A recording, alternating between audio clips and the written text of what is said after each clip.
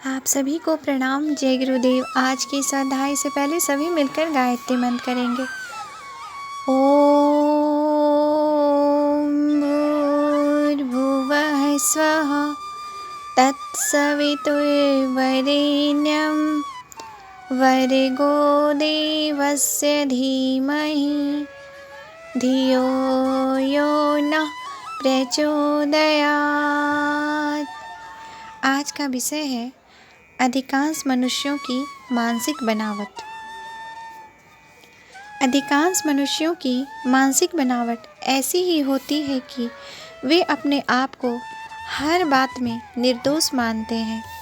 अपनी बुराइयां इसी प्रकार सूझ नहीं पड़ती जिस प्रकार अपनी आँखों में लगा हुआ काजल दिखाई नहीं देता।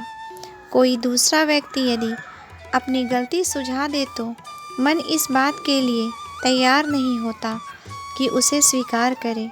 हर आदमी दूसरे के दोष ढूंढने में बड़ा चतुर और सूक्ष्मदर्शी होता है। उसकी आलोचना शक्ति देखते ही बनती है, पर जब अपना नंबर आता है तो वह सारी चतुरता, सारी आलोचना शक्ति न जाने कहाँ गायब हो जाती है। जैसे खोटा व्यापारी खरीदने और बेचने के बाट तोल में घटे बढ़े बनाकर अलग अलग रखता है और बेचने के समय घटे बाटों को और खरीदने के समय बड़े बाटों को काम में लाता है, उसी प्रकार दूसरों की बुराइयां ढूंढने में हमारी दृष्टि अलग तरीके और अपनी बात आने पर और तरीके से काम करती है। यदि यह दोष हटा दिया जाए और दूसरों की भांति अपनी बुराइयों को भी देखने लगा जाए, दूसरों को सुधारने की चिंता करने की भांति यदि अपने सुधारने की चिंता करने लगे तो इतना बड़ा काम हो सकता है कि जितना सारी दुनिया को सुधार लेने पर ही हो सकना संभव है। महात्मा इमर्सन कहा करते थे कि मुझे नर्क में भेज दो, मैं वहाँ भी अपने लिए स्वर्ग बना लूँगा। उनका यह दावा इसी आधार पर था कि अपने निज की अंतःभूमि परिष्कृत कर लेने पर व्यक्ति में ऐसी सूझबूझ की गुण, कर्म, स्वभाव की उत्पत्ति हो जाती है जिससे बुरे व्यक्तियों को भी अपना सज्जनता से प्रभावित करने एवं उनकी बुराइयों का अपने ऊपर प्रभाव न पड़ने देने की विशेष क्षमता सिद्ध हो सके। यदि ऐसी विशेषता कोई व्यक्ति अपने में पैदा कर ले तो यही माना जाएगा कि उसने सारे संसार को सुधार लिया। यूँ सबका सुधार होना असंभव है, पर जब अपने दृष्टिकोण एवं स्वभाव में आवश्यक परिवर्तन करके ऐसी स्थिति प्राप्त कर ली गई कि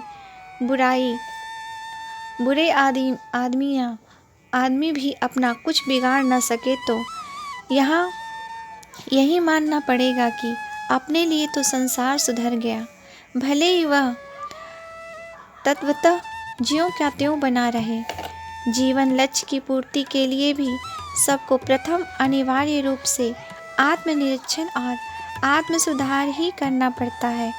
भगवान का नाम स्मरण करने, जब तब पूजा पाठ के अनुष्ठान करने का उद्देश्य भी यही है कि मनुष्य भगवान को सर्वव्यापी एवं न्यायकारी होने की मान्यता को अधिक गहराई तक हृदय में जमा ले, ताकि दुष्कर्मों से डरे और सत्कर्मों में रुचि ले। ईश्वर उसी से प्रसन्न होता है जिसका अंतःकरण शुद्ध है। उसकी पूजा एवं प्रार्थना को वह सुनता और स्वीकार करता है। आत्मा पर चढ़े हुए मल आवरणों को हटाने के लिए प्रयत्न नाम का ही तप साधन है। उसे निर्मल और निर्विकार बनाने में जितनी सफलता मिलती जाती है उतना ही देवत्व अंदर बढ़ता जाता है और परमात्मा की समीपता निकट आती जाती है। विकारों से पूर्ण निर्मल हो जाने पर ही आत्मा जीवन मुक्त होकर परमात्मा स्वरूप बन जाता है। आत्मोन्नति की यही एकमात्र प्रक्रिया है जिसे विभिन्न धर्म शास्त्रों ने विभिन्न मार्गदर्शकों ने देश काल पात्र के अनुसार विभिन्न रूपों में उपस्थित किया गया है।